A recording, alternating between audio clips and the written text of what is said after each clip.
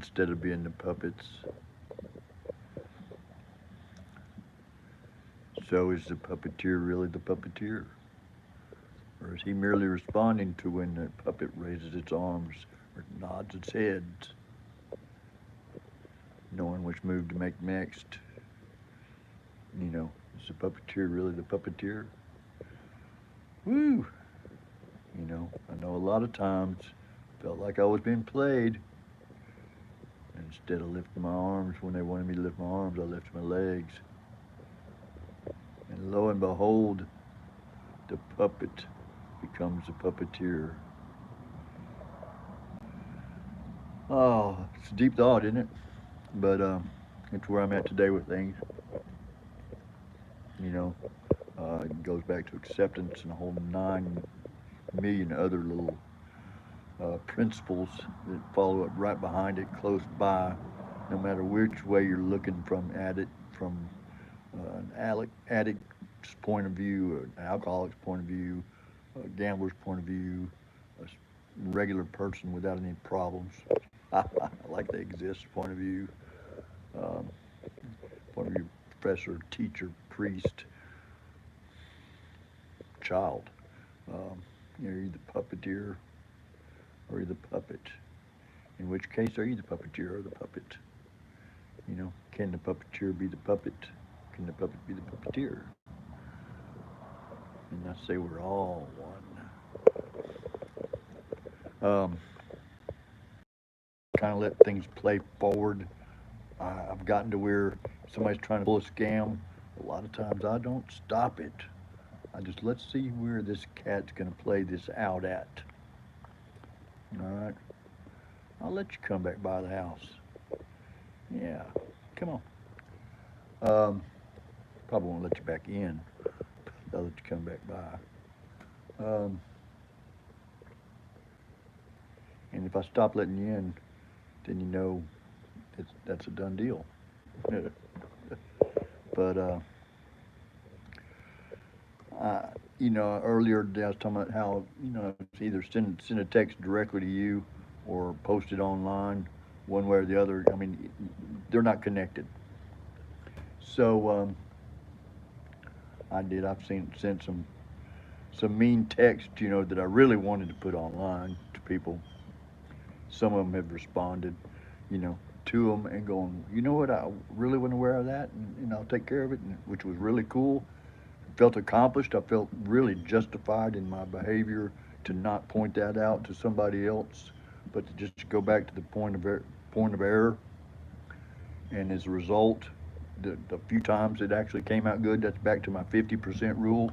That if a smile 50% of the time will turn a frown into a smile on the other person, why not give it a shot?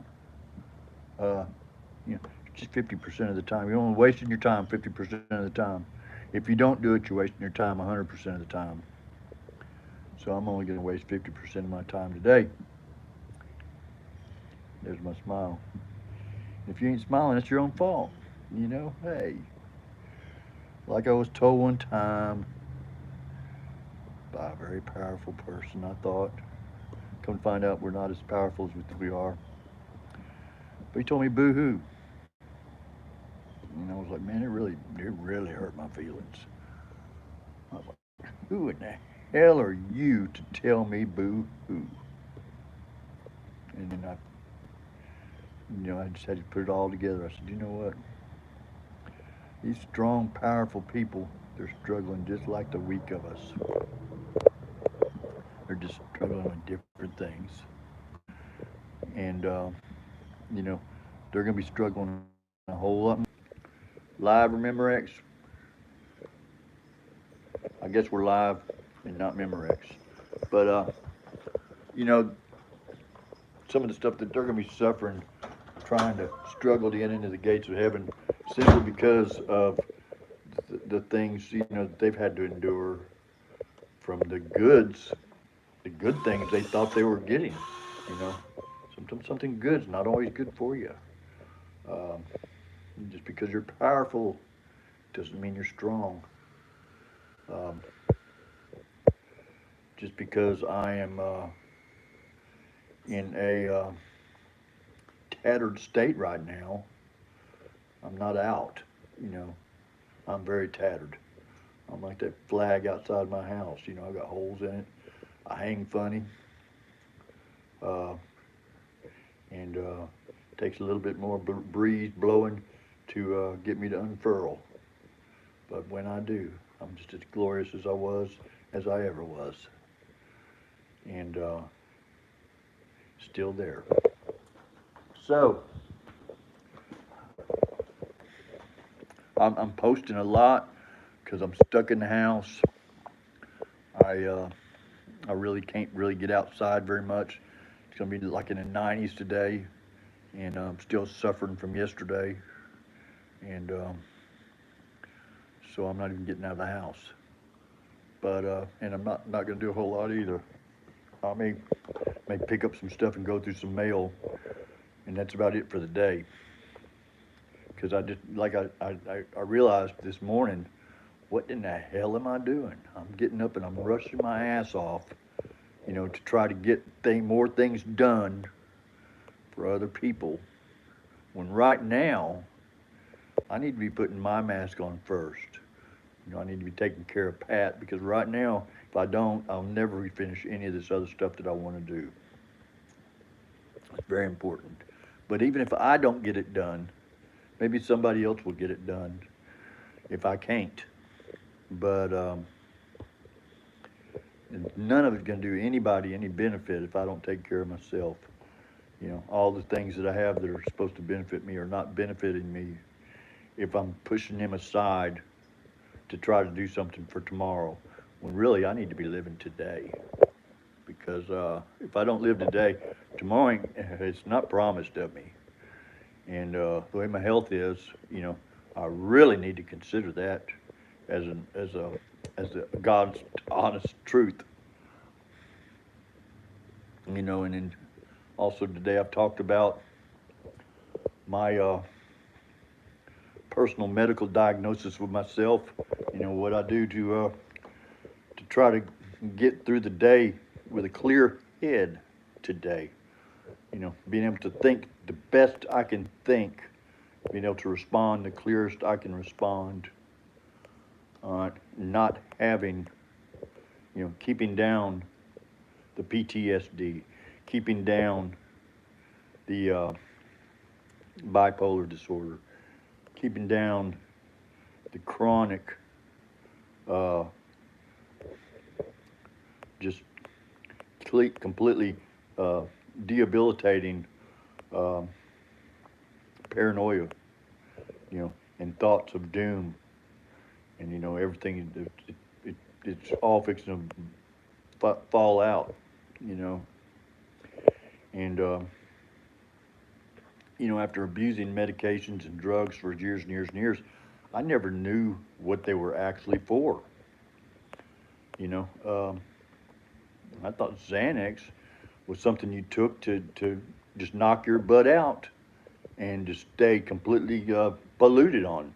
You know, that there wasn't a real need for that. I mean, when they prescribed it to me back in the early 80s, you know, for anxiety, and I was taking a little bit of it, and you know, it really worked.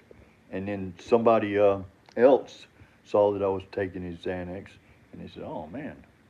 And they stole my little purple footballs, which weren't very strong. Purple football was about a quarter milligram, but they used to give you a whole bunch of them. So then all of a sudden, they started stealing my medicine for my anxiety, and I eventually I just quit taking them because I was like, every time I turn around, this girl was dating, she was polluted, you know.